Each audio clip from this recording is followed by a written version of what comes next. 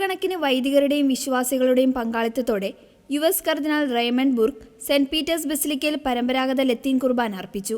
Leo 14 പാപ്പയുടെ പ്രത്യേക അംഗീകാരത്തോടെയാണ് 1962 ട്രെഡന്റിയൻ പാരമ്പര്യത്തിലുള്ള പ്രത്യേക ആരാധനാക്രമം അനുസരിച്ചുള്ള വിശുദ്ധ കുർബാന നടന്നത്. പുതിയ പാപ്പ അധികാരമേറ്റ ശേഷം സെന്റ് പീറ്റേഴ്സ് ബസിലിക്കയിൽ നടക്കുന്ന ആദ്യത്തെ പരമ്പരാഗത ലത്തീൻ കുർബാനയാണിത്. ആരാധനാ പാരമ്പര്യത്തിന്റെ തുടർച്ചയായും സഭയ്ക്കുള്ളിലെ ഐക്യത്തിന്റെ നിമിഷമായും ഈ അനുമതി നിലകൊള്ളുന്നുവെന്ന് UN വോക്ക് ഇന്റർനാഷണൽ സംഘടനയുടെ പ്രസിഡന്റ് ജോസഫ് ഷാ പറഞ്ഞു. അനുമതി നൽകിയ ലിയോ 14 പാപ്പയ്ക്ക് അദ്ദേഹം നന്ദി അറിയിക്കുകയും ചെയ്തു. സ്വർഗീയ അനുഭൂതി പകരുന്ന പരമ്പരാഗത ലത്തീൻ കുർബാന അർപ്പണത്തിന് ലോകമെമ്പാടും വലിയ സ്വീകാര്യത ലഭിച്ചിരുന്നു. 2007 ബെനഡിക്ട് 16 പാപ്പ പുറത്തിറക്കിയ സെമറോം പൊന്തിഫിക്കം എന്ന അപ്പസ്തോലിക ലേഖനം 1962 ട്രെഡന്റിയൻ പാരമ്പര്യത്തിലുള്ള പ്രത്യേക ആരാധനാക്രമം അനുസരിച്ച് സഭയിലെ ഏതു വൈദികന് വേണമെങ്കിലും ദിവ്യബലി അർപ്പിക്കാനുള്ള അവകാശം അനുവദിച്ചു നൽകുന്ന നയം വ്യക്തമാക്കുന്നതാണ്.